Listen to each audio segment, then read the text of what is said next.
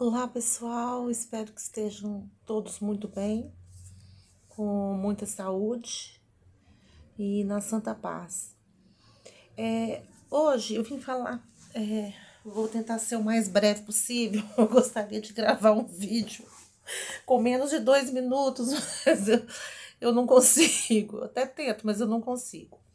Eu vim falar um pouquinho a respeito do Ho'oponopono, porque existem algumas curiosidades que as pessoas não sabem, algumas informações que às vezes me perguntam. Eu, o que eu sei, eu vou passando aos poucos para vocês, à medida que eu dou conta, porque eu tô tendo muito problema de memória. Então, eu fico muito tempo sem gravar vídeos. Às vezes eu tenho ideias, depois das ideias eu desisto e tudo mais, mas é por conta disso, tá? Falta de memória e não tô tendo condição de liberar tão facilmente espaço para poder fazer as gravações. Tinha preparado um material maravilhoso de Ho'oponopono, mas ele se perdeu tudo. Foi trabalhoso. Um amigo meu veio aqui, me ajudou, me orientou, trouxe o equipamento, nós gravamos uma série de coisas, mas tudo se perdeu. Nossa, dá uma tristeza, mas enfim, né? Alguma coisa aconteceu, não era para ser feito, não daquela maneira e não naquela época, naquele período, mas foi uma coisa que deu dó, porque foi trabalhosa, foi cansativa, sim. Mas não era para ser, porque se fosse para ser, tinha dado certo. Então, se não deu certo é porque não era para ser. Então, tá tudo certo. Tá tudo bem. O que acontece? Vou pegar aqui meu japamala. Um deles, né? Eu tenho mais de um.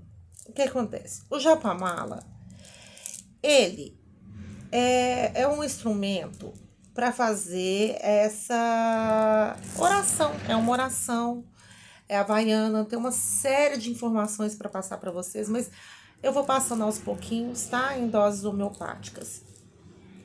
Mas você, para fazer o Ho'oponopono, você não tem necessariamente que ter um japamala. O que eu acho interessante do japamala é que você pode fazer sem se perder e fazer as 108 repetições sem se perder. E esse aqui, por exemplo, é um de fabricação minha. Quem tiver interesse em olhar, em adquirir também, é só olhar vou colocar na descrição, tá? O Instagram em que vocês encontram esses produtos artesanais que eu também produzo. O que acontece? Se você parar em algum local, tá aqui, ó. Eu tenho 2 roxos, aqui tá a metade, certo? Tá a metade. Então, vamos supor, eu comecei a fazer.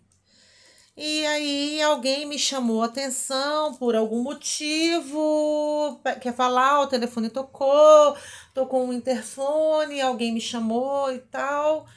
Eu sei onde que eu parei. Eu parei aqui, eu guardo meu japamala e dou continuidade depois. Aqui é só fechar, já sei que eu parei esse aqui, ó, nessa sequência de turquesa, roxo, turquesa. Então é fácil de voltar. É o ideal?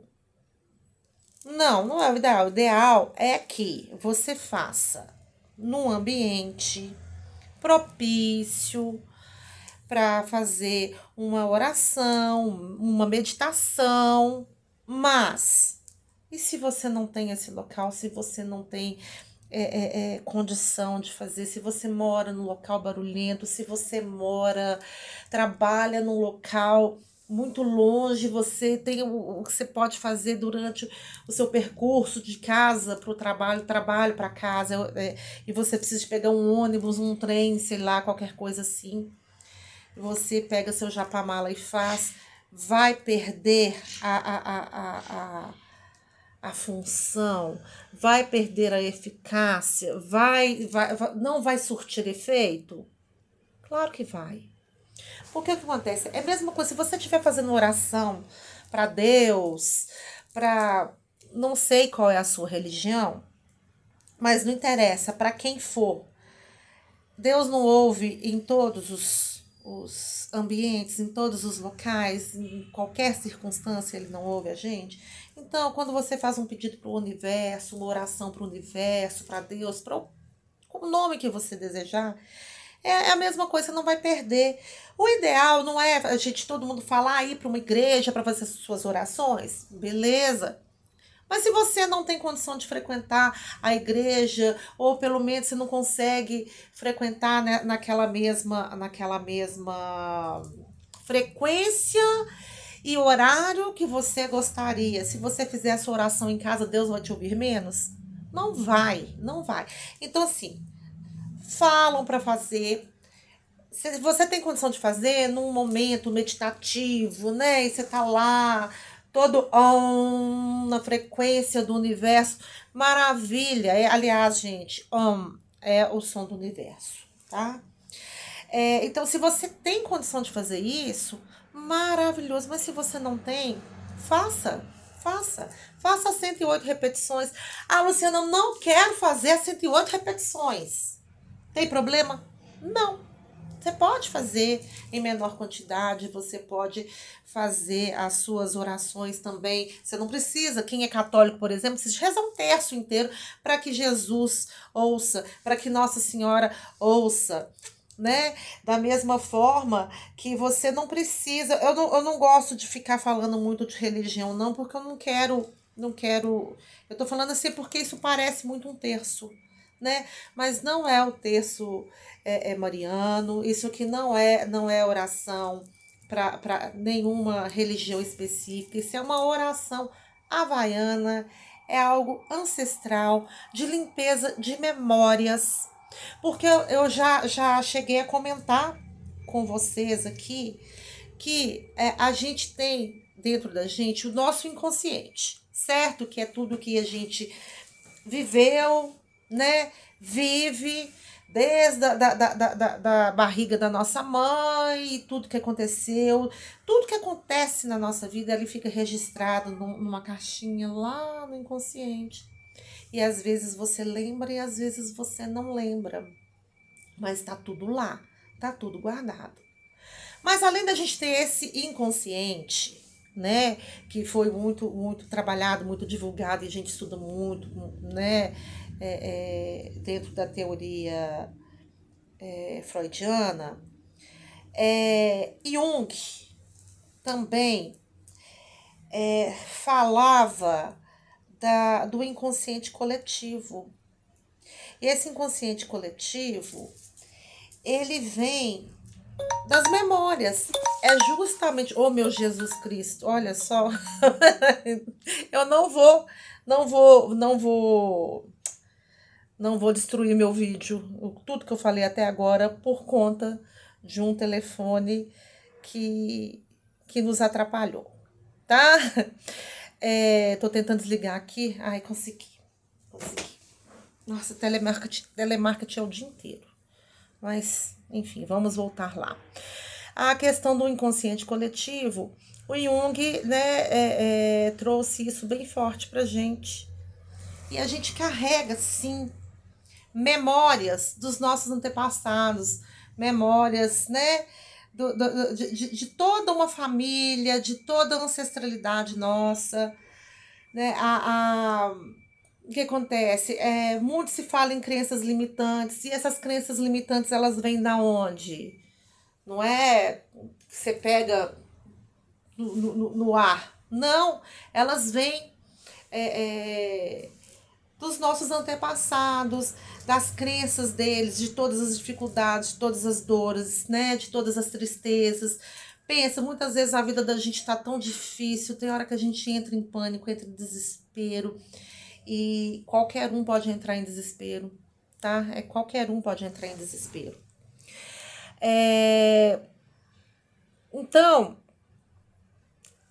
Isso aqui serve, o Ho'oponopono serve para fazer uma limpeza de todas essas dores, de todas essas coisas que acontecem dentro da gente por causa de memórias que às vezes a gente nem sabe o que é. Pois eu vou explicar o que fala cada frase e tudo mais. O que eu quero dizer é o seguinte: não é obrigatório você fazer as 108 repetições. As 108 repetições potencializam, tá? Eu faço as 108 repetições, certo? Mas se acontecer, como já aconteceu várias vezes, de não conseguir fazer, eu já cheguei a fazer 8 japamalas, né? Mas já aconteceu de eu não conseguir fazer nenhuma. Então, que fale pelo menos uma vez a frase. Eu uso o Ho'oponopono mágico da Beth Russo, que eu gosto de fazer oração do Ho'oponopono com ela, que é: primeira do dia é: Luciana abençoada, sinto muito, por favor, me perdoe, sou grata, eu te amo. E aí eu faço para todas as outras coisas que eu preciso. Você pode fazer para qualquer coisa que você vê que não tá legal, que não tá fluindo na sua vida, que não tá bacana.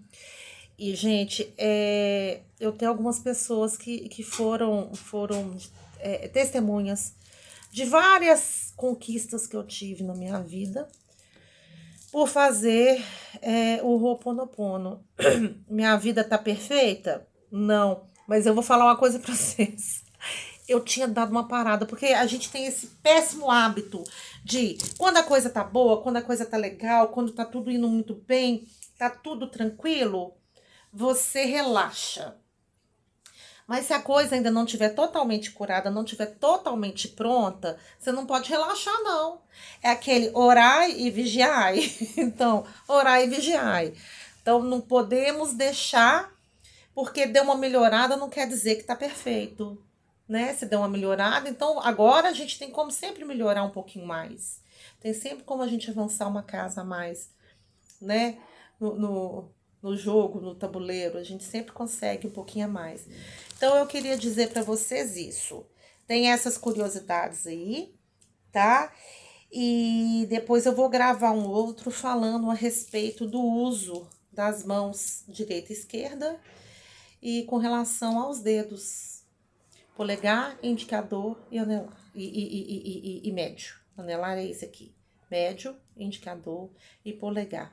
Eu vou trazer falando a respeito disso para vocês, tá bom? Um beijo grande.